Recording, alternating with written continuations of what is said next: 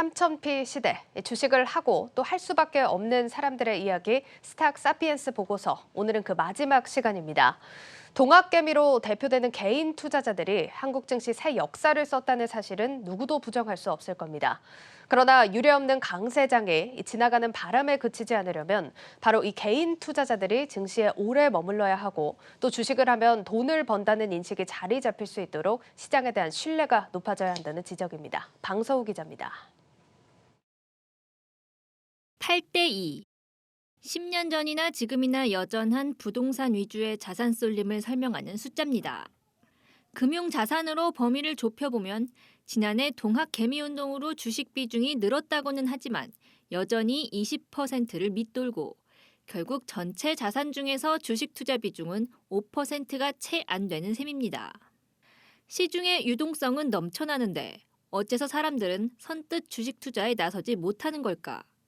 왜 아직도 금융투자하면 예금과 적금을 떠올리고 마지막 종착지는 부동산으로 귀결되는 걸까?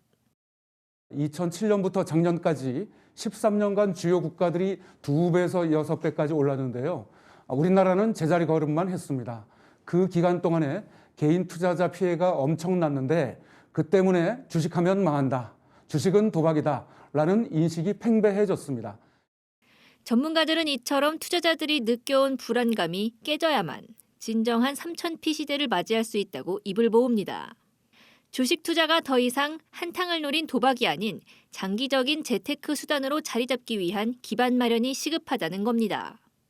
예적금에 쌓여있는 금융자산을 투자 자산으로 전환하기 위해 2004년 저축에서 투자로라는 구조개혁 목표 아래 금융소득 과세 일원화를 추진했고 파격적인 비과세 혜택의 ISA 제도를 도입한 일본의 사례를 참조할 만합니다.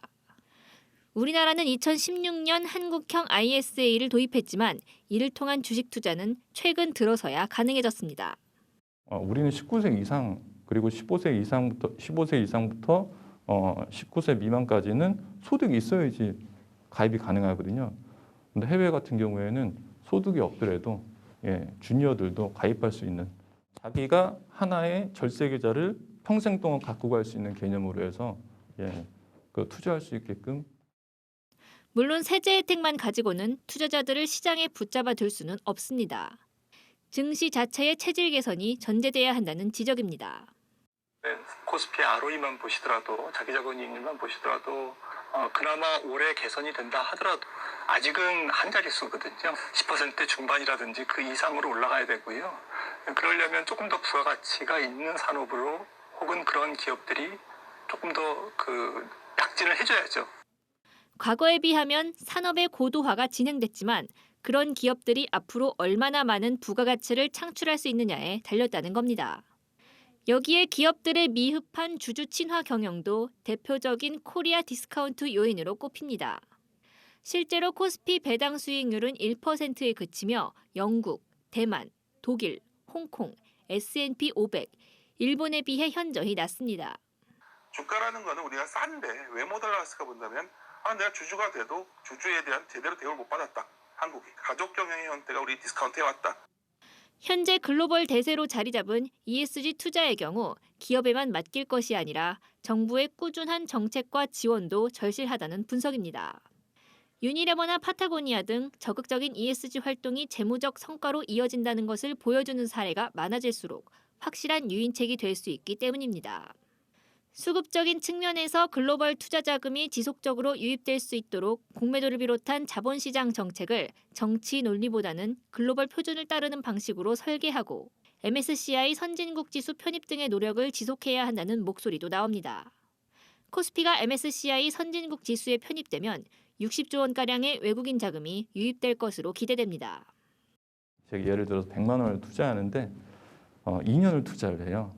그래서 1년 차 수익률은 플러스 40%가 나고 2년 차 수익률은 마이너스 20%가 납니다. 하나의 투자자는 1년 차에는 6% 수익이 나고 2년 차에도 6% 수익이 나요. 실제로 누적 수익률을 보면요. 첫 번째 케이스는 12%가 나옵니다. 그리고 두 번째 케이스 같은 경우는 12.36%가 나오게 되거든요.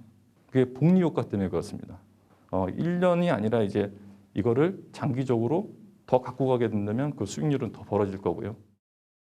결국 시장에서 오래 살아남아야 돈을 벌고 오래 투자하려면 시장을 믿을 수 있어야 합니다.